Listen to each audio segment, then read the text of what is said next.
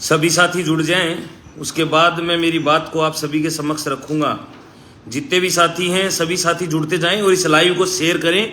आज एक गंभीर सामाजिक मुद्दे को लेकर एक बहुत ही परिवार, एक अच्छे परिवार के साथ, एक गरीब राजपूत परिवार के साथ किस तरीके से अन्याय हुआ है वो आप सभी को मैं बताता हूं और उस मुद्दे को लेकर मैं लाइव हूं आप सभी के बीच में। सभी साथी, जितने भी साथी जुड़ रहे हैं, ज्यादा से ज्यादा संख्या में इस लाइव को तमाम फेसबुक, व्हाट्सएप के जितने भी ग्रुप है सभी में शेयर करते जाइए, ताकि अपने जो भी सर्व समाज के लोग इस चीज से जुड़े और उनको पता चले कि किस तरीके से इस राजस्थान के अंदर किस तरीके से एक गुंडागर्दी हो रही है, आतंक हो रहा है इस राजस्थान के अंदर। उस कुछ मुद्दों को लेकर आप सभी के बीच लाई हूं, लेकिन सरकार के नुमाइंदे, प्रशासन, सभी लोग चुप है। मैं आप सभी के बीच मैं मेरी बात को शुरू करूं उससे पहले आप सभी लोग शेयर करते जाइए, क्योंकि एक समाज का एक व्यक्ति, उसको किस तरीके से दिन दहाड़े उसको मार दिया जाता है, उसकी हत्या कर दी जाती है और प्रशासन हाथ पे हाथ रखकर बैठा है। ऐसा एक मुद्दा आप सभी के बीच में रखूंगा। सभी साथी ज्यादा से ज्यादा संख्या में इस लाइव को शेयर करें दबा के, ताकि ये सरकार के जो बहरी गूंगी सरकारें, जो अंधे लोग जो बैठे हैं सरकार और प्रशासन के अंदर, उनकी आंखें खुलनी चाहिए। सभी लोग शेयर करें इस लाइव को। सभी साथियों को जय माता जी की, जय माता जी साथ, जय माता जी की। सभी लोग लिख रहे हैं कमेंट के में यहाँ पे, सभी को मेरा जय माता जी की, क्योंकि नाम लेके नहीं बोल पाऊंगा आज एक एक का। बहुत बार आपका प्यार, आपका स्नेह, बीच में कोई भी साथी एक बार कॉल न करे। सभी लोग जुड़ जाएं। सभी साथियों को जय श्री राम, जय भवानी, जय मां करणी। सभी लोग, जितने भी लोग जुड़ रहे, सभी लोगों से मेरा हाथ जोड़ के निवेदन है, क्योंकि हम सब लोग उस परिवार को न्याय दिला सकते हैं। हमारी एक छोटा सा शेर उस परिवार को न्याय दिला सकता है मेरे नौजवान साथियों, क्योंकि सोशल मीडिया प्लेटफॉर्म सबसे बड़ा प्लेटफॉर्म है और इसकी ताकत हमें पहचाननी होगी। क्योंकि अभी तो हम सोशल मीडिया के माध्यम से एक चेतावनी भरा संदेश इस सरकार और इस प्रशासन को देना चाहते हैं। उसके बाद वहां धरातल के ऊपर इस सरकार और प्रशासन से दो हाथ करेंगे मेरे नौजवान साथियों। सभी लोग शेयर करें इस लाइव को दबाकर, ताकि जितने भी लोग हैं वो ज्यादा से ज्यादा इस लाइव से जुड़ सके। साथियों, मैं मेरी बात को शुरू करता हूं। सभी साथियों को पुनः जय श्री राम, जय भवानी, जय मां करणी। साथियों, मैं आप सभी को अवगत करा देना चाहता हूं कि इस राजस्थान के सीकर जिले के अंदर अभी एक तहसील जिला बना है, नीम का थाना, और उस नीम का थाना के अंतर्गत एक गांव आता है मावंडा कला। मावंडा कला के अंदर कल्याण सिंह राजपूत नाम के व्यक्ति की, एक बुजुर्ग, एक विकलांग व्यक्ति की इस तरीके से कुछ गुंडों ने उनकी सरेआम हत्या कर दी गई मेरे नौजवान साथियों। पूरा मामला क्या था मैं आप सभी को अवगत करा देना चाहता हूं कि 5 तारीख को कल्याण सिंह के बेटे के पास कॉल आता है। अजय नाम करके लड़का जो है, राजेंद्र प्रसाद वहां कोई मावंडा में है, जो इस मैन जो मामला है इसके अंदर मैन अभियुक्त, मैन आरोपी है, जो परिवार की तरफ से जो फरियाद दी गई है, FIR दी गई है, उसके अंदर जो मैन मुख्य आरोपी है राजेंद्र प्रसाद, उन्हीं के वहां कोई अजय नाम का कोई लड़का है। वो कल्याण सिंह राजपूत के लड़के को फोन करता है कि वो उस दिन कलकत्ता से मावंडा कला आ रहे थे। उस समय उन्होंने फोन करके उनको धमकी दी कि मां बहन की गालियां दी, उनको धमकी दी कि तेरे हाथ पैर तोड़ देंगे। और उनका जो जिन्होंने कल्याण सिंह की जो हत्या की है, उनका पारिवारिक आपसी मसला था। उनके परिवार में कुछ अफेयर नाम की कोई चीज थी, जिससे दूर दूर तक कल्याण सिंह और उनके पुत्र नरेंद्र सिंह का कोई लेना नहीं, दूर दूर तक उनका कोई लेना देना नहीं था। लेकिन उसके बावजूद 5 तारीख को कल्याण सिंह के बेटे को धमकियां दी जाती है। 6 तारीख को दोपहर सुबह मतलब 11 बजे कल्याण सिंह नीम का थाना के अंदर एक कारखाना है, उस कारखाने के ऊपर सिक्योरिटी मतलब चौकीदारी वहां रखवाली करते हैं और उनको वहां से उठा लिया जाता है कुछ गुंडों के द्वारा। एक गाड़ी के अंदर उनका अपहरण कर लिया जाता है और 2 बजे के लमसम कल्याण सिंह के बड़े बेटे के पास अर्जुन सिंह के पास कॉल आता है। अर्जुन सिंह के पास कॉल आता है कल्याण सिंह का कि मुझे ये लोग मार रहे हैं, पीट रहे हैं, आप मुझे बताओ। तो बोले आप कहां हो? कभी बोलते हैं हम रेवाड़ी हैं, कभी बोलते हैं हम नीम का थाना है, लेकिन एग्जैक्ट लोकेशन उन गुंडाओं ने नहीं देने दी। उनसे फोन हाथ से उनसे लेके और स्विच ऑफ कर दिया फोन। उसके बाद शाम होते होते उन्होंने पता किया इधर उधर परिवार वालों ने, लेकिन कहीं भी उनकी खबर नहीं लगी। उन्होंने फोन किया राजेंद्र प्रसाद को कि साहब मेरे नरेंद्र सिंह ने फोन किया कि मेरे पापा को इस तरीके से कुछ गुंडे लोग अपहरण करके ले गए, आप इस मसले पर देखिए। तो उन्होंने कहा कि शाम को अपन बात कर लेंगे, मैं आ जाता हूं, शाम को अपन बात कर लेंगे। उसके बाद मेरे नौजवान साथियों 6 तारीख को यह अपहरण होता है। 6 तारीख को पूरे दिन उनके साथ मारपीट होती है। एक विकलांग व्यक्ति जिसके साथ मारपीट होती है, पूरे दिन उसका अपहरण रहता है, उसके साथ मारपीट करके उसको मार के और जो अपने रेलवे पटरी होती है उस फाटक के पास उनको गिरा दिया जाता है मेरे नौजवान साथियों। और उसके बाद प्रशासन के व्यक्तियों का फोन आता है, पुलिस वालों का, उनके परिवार के पास कि ये कल्याण सिंह जी आपके पिताजी थे क्या? तो उन्होंने कहा हाँ बिल्कुल पिताजी थे। तो बोले इनकी जो है डेड बॉडी यहां रखी हुई है। परिवार के लोग वहां जाते, उन्होंने FIR 7 नामजद आरोपी हैं इस मामले के अंदर, जिनका नाम, एक का नाम सुखेंद्र गुज्जर है, एक का विक्रम कुमावत है, अजय कुमावत है, मुकेश कुमावत है, रिंकू कुमावत है, राजेंद्र प्रसाद जो मुख्य आरोपी है FIR में लिखवाया है परिवार ने। उसके बाद सुरेंद्र गुज्जर, ये 7 मुख्य आरोपी इस मामले के अंदर हैं। लेकिन प्रशासन आज मतलब 11 तारीख हो गई मेरे नौजवान साथियों, 12 तारीख हो गई आज मेरे नौजवान साथियों। 7 तारीख को शुक्रवार के दिन प्रशासन को इस मामले में अवगत करा दिया गया, FIR दर्ज करवा दी गई। लेकिन इस मामले में आज 6 दिन बीत जाने के बाद बड़ा दुर्भाग्य है किस तरीके से यहां पर हमारा कानूनी व्यवस्था है, किस तरीके से पुलिस प्रशासन कार्रवाई कर रहा है। आप सभी लोग देख सकते हैं, सरेआम अपहरण हो जाता है इसे राजस्थान के अंदर। पता नहीं हम पाकिस्तान में रह रहे हैं कि अफगानिस्तान में रह रहे हैं मेरे नौजवान साथियों। इस तरीके से अपहरण होता है और हत्या कर दी जाती है कल्याण सिंह राजपूत की। और 6 दिन बीत जाने के बाद ये सरकार और ये नेता, जिस तरीके से ये प्रशासन के लोग अभी भी कुंभकर्ण की नींद में सोए हुए, मैं उनको चेतावनी देना चाहता हूं, आप किसी तरीके से कमजोर समझने का काम न करें। ये क्षत्रिय समाज है और ये 3600 कौम को साथ में लेकर क्षत्रिय करनी सेना परिवार 7 दिन का आपको अल्टीमेटम देती है। 7 दिन के अंदर अगर आप गिरफ्तारी नहीं करते हैं तो आपके थाने का घेराव करेंगे और वहां पर हम धरना प्रदर्शन करेंगे।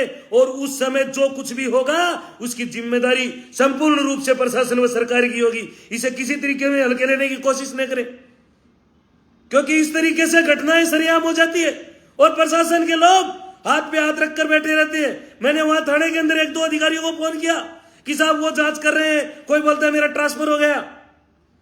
जांच कौन कर रहा है, कोई नहीं कर रहा, मुझे उस चीज से कोई लेना देना नहीं है, न मेरे समाज को, हमें तो रिजल्ट चाहिए। और अगर आप गिरफ्तार नहीं करते तो उसके बाद जो भी आंदोलन होगा उसके जिम्मेदार आप स्वयं होंगे। मैं अभी भी निवेदन कर रहा हूं आप प्रशासन के लोगों से और सरकार से कि इस तरीके से सरेआम हत्याएं हो जाती है और हत्याएं होने के बाद 6 दिन बीत जाने के बाद अगर गिरफ्तारी नहीं होती है तो ये किस तरीके से हम कानून व्यवस्था को सुव्यवस्थित समझे, किस तरीके से आमजन में विश्वास और आप बोलते हो अपराधियों में डर, वो कैसे होगा? अपराधी तो खुलेआम घूम रहे हैं, अपराधियों के अंदर कोई खौफ नहीं है, अपने घर के अंदर आराम से। अभी मेरी कल्याण सिंह के बेटे से बात हो रही थी, वो बता रहे थे कि साहब हम सुबह सुबह वहां शमशान भूमि में जो जाते हैं ना 12 दिन तक लगातार, बोलते हैं सुबह सुबह हम जाते हैं उनके घर के आगे से जाते हैं, हमें डर रहता है कहीं ना कहीं हमें कोई नहीं मार दे। मैंने बोला कोई नहीं मारेगा, आपको घबराने की जरूरत नहीं है, हम सब लोग आपके साथ हैं। और मैं प्रशासन को कहना चाहूंगा कि जल्द से जल्द इन 7 लोगों की गिरफ्तारी करें। अभी तक आपने एक भी आरोपी को गिरफ्तार नहीं किया। हत्या होने के बावजूद अगर आम छोटी सी कोई मारपीट हो जाती तो क्या उम्मीद कर सकते हैं आपसे? एक व्यक्ति का इस तरीके से अपहरण होकर उसकी हत्या होती है और आप चुपचाप बैठे रहते हैं। मेरा निवेदन है, अभी भी मैं पुलिस प्रशासन के लोगों पे पूर्ण रूप से विश्वास रखता हूं, पुलिस की कानूनी व्यवस्था में विश्वास रखते हैं, लेकिन इस तरीके से अगर 6-6 दिन तक हत्याएं होने के बावजूद कोई गिरफ्तारी नहीं हो तो आम इंसान क्या समझेगा। तो मेरा प्रशासन के लोगों से निवेदन है, आपकी जो कानूनी व्यवस्था उसके ऊपर सवालिया निशान उठ रहे हैं, आप जल्द से जल्द इन आरोपियों को गिरफ्तार करें 7 दिन के बाद, अन्यथा क्षत्रिय करणी सेना परिवार संपूर्ण टीम के साथ आपके थाने के पास घेराव करेगा, आपके थाने के पास प्रदर्शन करेगा, धरना प्रदर्शन करेगा, जिसकी जिम्मेदारी संपूर्ण रूप से आपकी रहेगी। इसके अलावा बाड़मेर के सिवाना तहसील के पास में मवड़ी गांव के अंदर आज 2 महीने से ऊपर बीत जाने के बाद एक राजपूत समाज का एक लड़का और उनकी मां की सरेआम हत्या कर दी जाती है। और इतना समय बीत जाने के बाद लगातार समाज के लोगों ने वहां के जिला कलेक्टर को ज्ञापन दिया, वहां का थानाधिकारी से जांच हटाकर उच्च अधिकारी को जांच भी दे दी गई, लेकिन अभी तक आरोपियों की गिरफ्तारी नहीं हुई। कहीं न कहीं राजस्थान का जो कानूनी व्यवस्था है वो फेल हो रही है, क्योंकि प्रदेश के मुखिया सरकार को बचाने में लगे हुए, पता नहीं कौन सा किस तरीके की व्यवस्था, क्योंकि वो खुद मुख्यमंत्री और खुद ही गृह मंत्री। मेरा उनसे निवेदन है कि हमारे समाज के लोगों ने सबने मिलजुल कर आपको मुख्यमंत्री बनाया। मुख्यमंत्री महोदय, जिस तरीके से हमने आपको, क्योंकि 2018 के अंदर कमल का फूल हमारी भूल का नारा इसी करणी सेना ने दिया था और इसी समाज के लोगों ने दिया था, और उसकी बदौलत आपकी सरकार आई थी। लेकिन आज सबसे ज्यादा कोई पीड़ित है आपके राज के अंदर तो वो क्षत्रिय समाज, वो राजपूत समाज, और उसके अलावा भी समय समय पर किस तरीके की हमारे धार्मिक आयोजनों के अंदर धाराएं आप लगा देते हो, उनसे तो मैं बाद में बात करूंगा उस मुद्दे को लेकर, उस मुद्दे के लिए लाइव नहीं आया। लेकिन जो नीम के थाना के अंदर हुआ है, 6 दिन हो गए और 2 महीने से ऊपर हो गए, अभी तक मवड़ी प्रकरण को मां बेटे की हत्या कर दी जाती है, अभी तक आरोपी सरेआम घूम रहे हैं, किसी को भी आपने आरोपी बनाकर गिरफ्तारी नहीं किया।